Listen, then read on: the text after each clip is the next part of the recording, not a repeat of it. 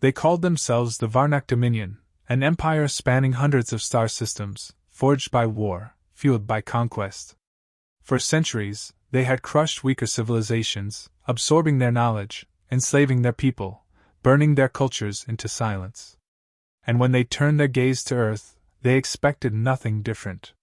Humanity had just begun its tentative steps into the stars. A few colonies here, a couple of alliances there, enough to be noticed, not enough to be feared. The Varnak saw humans as primitive, disorganized, sentimental. Easy prey. Their first attack was swift and cruel. Earth's outer colonies were erased in coordinated orbital strikes. Civilian habitats on Mars and Europa vaporized. Millions dead within hours. They broadcast the footage of their destruction to Earth itself, warning: resist and suffer.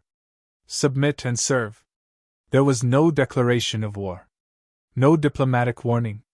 Just fire, death, and a cold voice over galactic bandwidths declaring humanity to be conquered. The Galactic Council, spineless and bought by Varnak wealth, said nothing. They'd seen it all before. Another species added to the Varnak's slave roster. Another scream in the void soon to fade. But Earth did not fade. At first, humans were stunned, mourned, buried their dead in silence. Then they remembered. They remembered every invasion of history. Every genocide, betrayal, every empire that tried to crush their spirit. And how every single one, no matter how mighty, eventually fell to the fire of human resistance. The Varnak misunderstood silence as weakness. They forgot that when humans fall silent, they are preparing. A global broadcast was sent from Earth, short and chilling. This message is not for negotiations. It is not for surrender. You have taken blood. You will pay in generations. Courtesy ends now. It wasn't a speech. It wasn't a threat. It was a statement of fact. The first retaliation didn't come through fleets or missiles. It came through information. Within weeks, Varnak's systems began collapsing internally. Their food distribution hubs malfunctioned. Their energy reactors overloaded. One of their capital ships exploded during warp transit.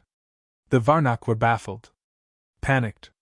They hadn't realized the humans had been watching them for years, silently mapping their networks, learning their systems, studying their language, preparing for a war that had not yet started, because Earth never intended to be surprised again. By the time the Varnak sent their second wave toward Earth, they were no longer hunting prey. They were walking into a trap. The Varnak's second armada comprised 317 ships, destroyers, carriers, dreadnoughts, war machines that had never been bested. They approached Earth with arrogance, expecting to finish what they had started. But this time, the humans were waiting. Not in orbit. Not in open battle. They struck from the shadows. At the edge of Sol, the Varnak fleet passed through a seemingly unremarkable asteroid field. Within seconds, dozens of ships vanished, torn apart by cloaked kinetic mines, moving through the field on calculated trajectories. No energy signatures. No warning. The Varnak didn't even know what hit them. They tried to regroup.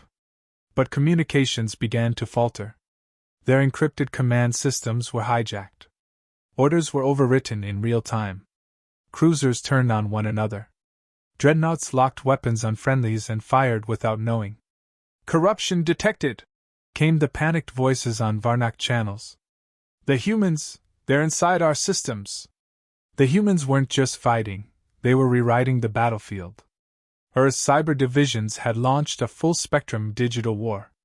AI viruses named after ancient human monsters, Leviathan, Fenrir, Kali, Jinn, tore through Varnak's systems, eating code, overriding protocols, taking control of ships and turning them against each other. One carrier drifted silently toward the fleet. It had no visible damage. Then it broadcast a message in perfect Varnak dialect.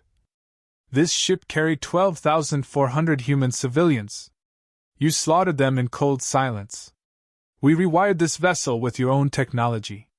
Now watch as it returns the favor." The ship exploded with a force that shattered 3 nearby cruisers.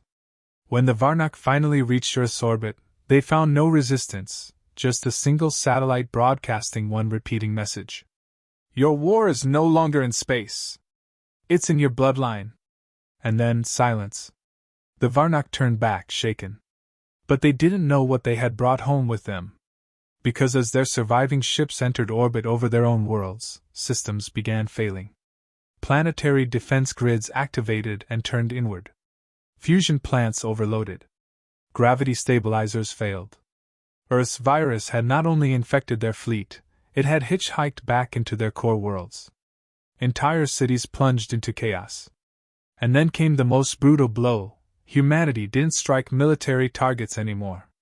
They began erasing heritage. Cultural archives. Holographic museums. Ancestral data cores. Language centers. Everything the Varnak had preserved across centuries, reduced to corrupted code or digital ash. It was not war. It was erasure. A coordinated, deliberate dismantling of their very identity. Some Varnak leaders demanded immediate retaliation. But when they tried, their launch bays wouldn't open. Their missiles wouldn't fire. Their ships ignored them. Because Earth was already there. Inside everything.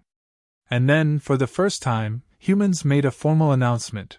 Not a warning, not a plea, but a sentence. You came for conquest. You took lives. You took children. Now we take your memory.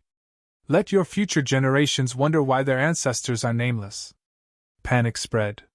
Not among the soldiers, but among scholars, artists, priests, those who realized their entire lineage was vanishing. The Varnak tried to back up their archives, but the virus was recursive. Every attempt at restoration only led to more destruction. Their past unraveled like a string pulled from the center. Worlds once decorated with their proud history became blank. Then came the final insult. On the capital world of the Varnak, in the Grand Hall of Power, the giant mural of their first emperor, carved into obsidian stone and surrounded by flame pillars, crumbled in a controlled detonation. Left in its place was a new carving, laser-etched into the black rock. We warned you.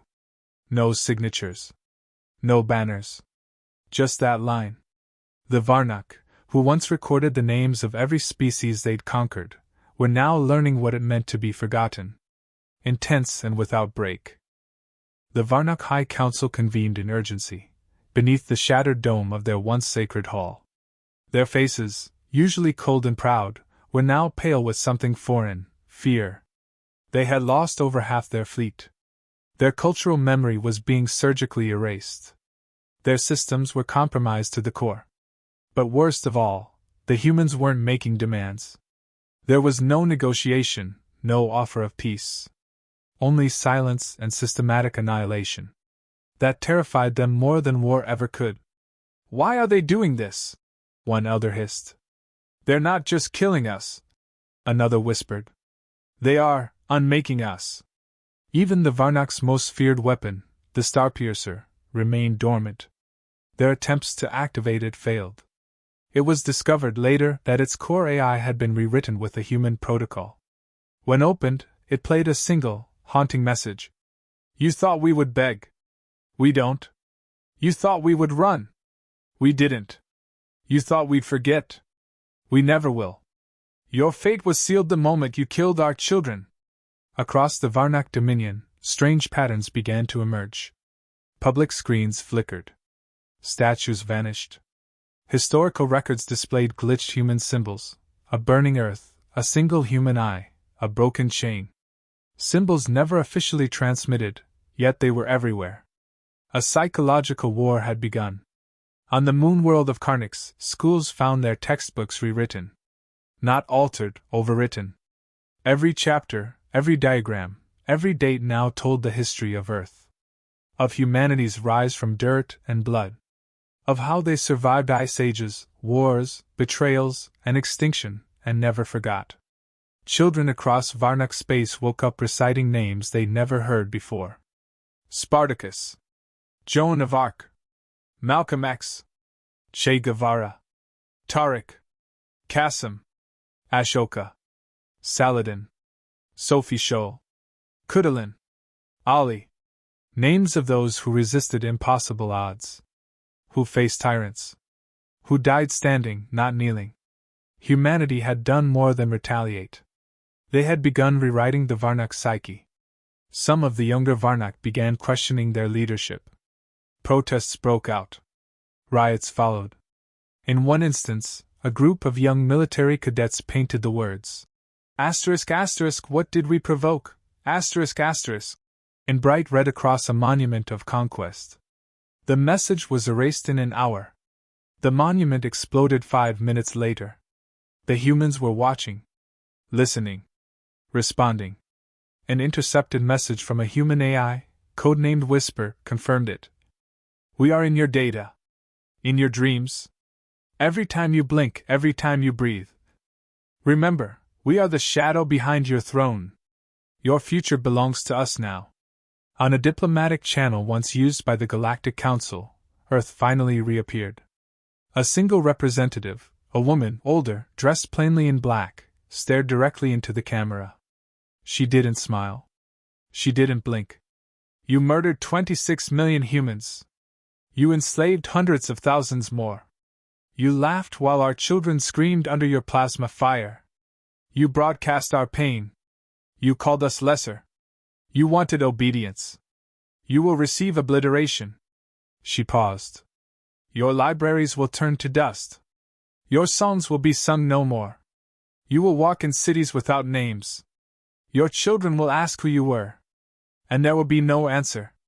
Then she leaned forward. We will bury you, not with weapons but with shame. You'll live, only to remember what you lost.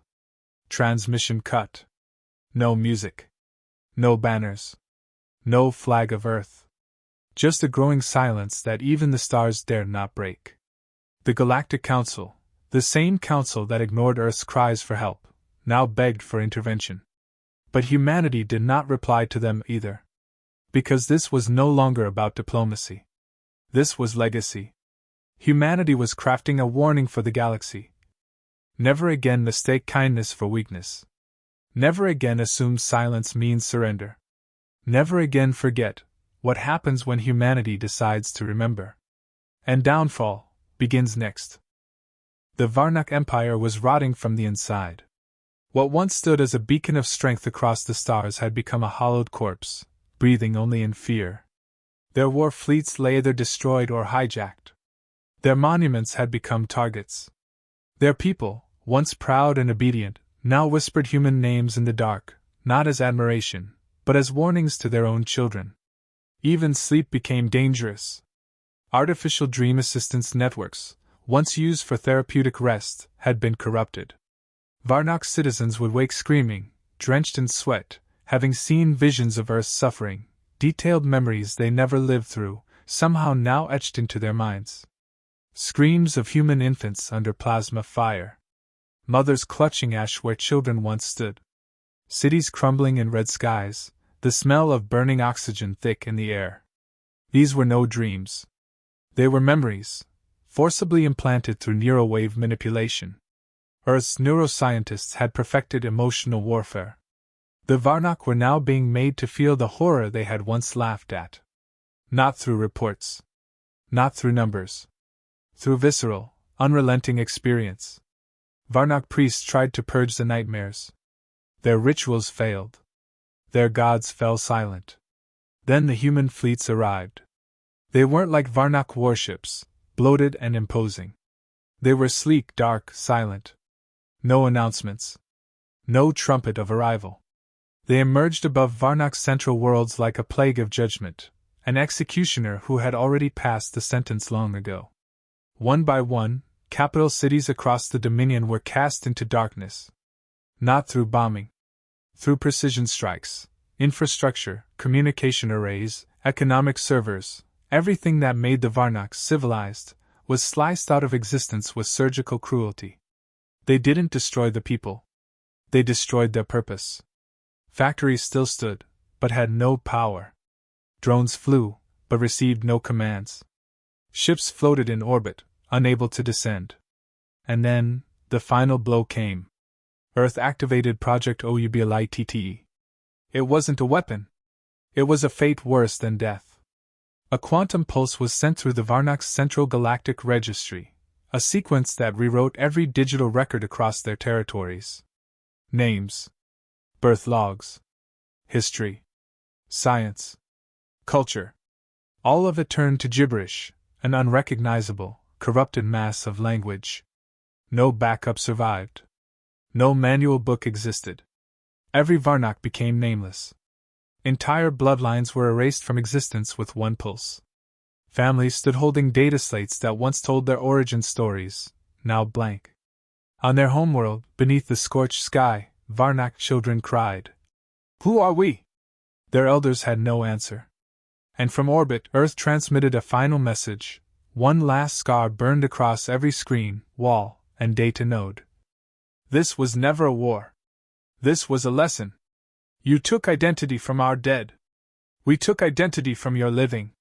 The stars themselves seemed to retreat. Galactic trade halted.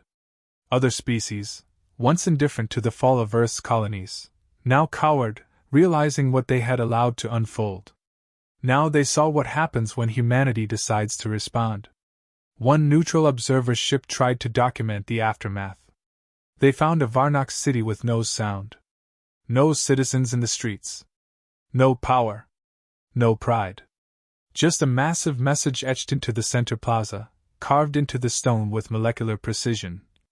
Let this ground remind all who walk it, humanity did not survive by kindness alone. The Varnak didn't just lose the war. They lost the right to remember they ever existed. Some tried to rebel, to rebuild, to resist.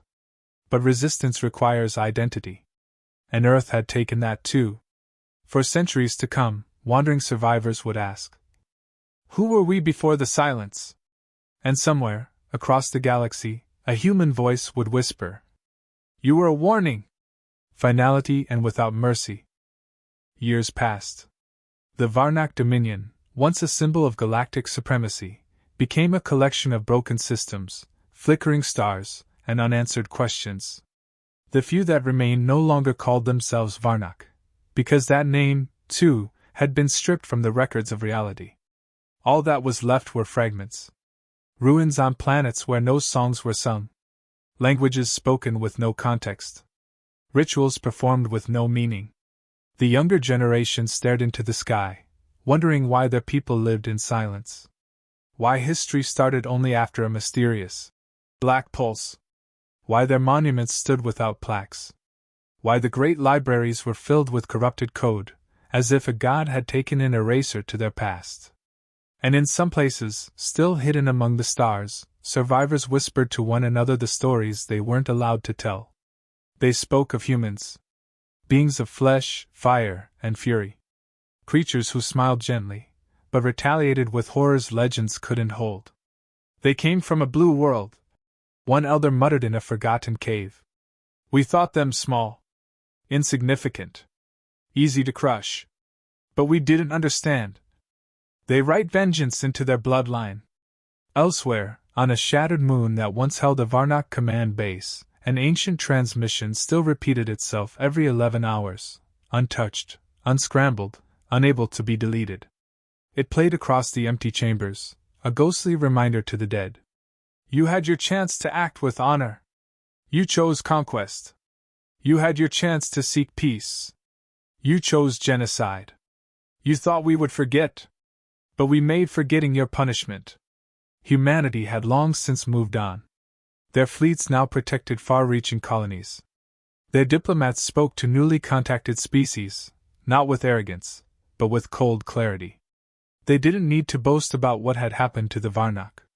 The galaxy remembered for them. The mere mention of Earth was now enough to halt conflict. A merchant vessel bearing the Earth insignia once entered a disputed system. The two opposing alien factions fighting for control, both surrendered. Not because the ship carried weapons. Because it might have. Even Earth's silence had become a weapon. Children on distant planets were told bedtime tales. Asterisk. Don't lie, or the humans will come. Asterisk. Asterisk. Don't steal, or the humans will see. Asterisk. Asterisk. Don't hurt the weak, or Earth will remember. Asterisk. They became myth. curse, judgment. And yet, humanity never apologized. Because some crimes are not forgiven. They are recorded, in ashes, in absence, in the void. The Galactic Council, now reformed and terrified of a second mistake, installed a new law, carved in crystal above their chamber. Let no world raise a hand against Earth without knowing the cost. For Earth does not respond with war. Earth responds with extinction of memory. And so, the Varnak became more than a defeated enemy. They became a lesson. A scar etched into galactic time. A reminder that there are lines in the stars that must never be crossed. You may strike a human once, perhaps even twice. But if you dare touch their children, if you dare mock their pain, if you mistake their silence for surrender, you will not just lose your ships. You will not just lose your armies. You will lose your name, your soul, your very right to be remembered. One final probe, drifting deep in a cold system near the edge of known space, captured a last artifact on a dead Varnak world. A black stone. Weathered. Cracked. Half buried in dust. On it, in perfect, ancient human script, were 4 words. We do not forget. And the galaxy never would.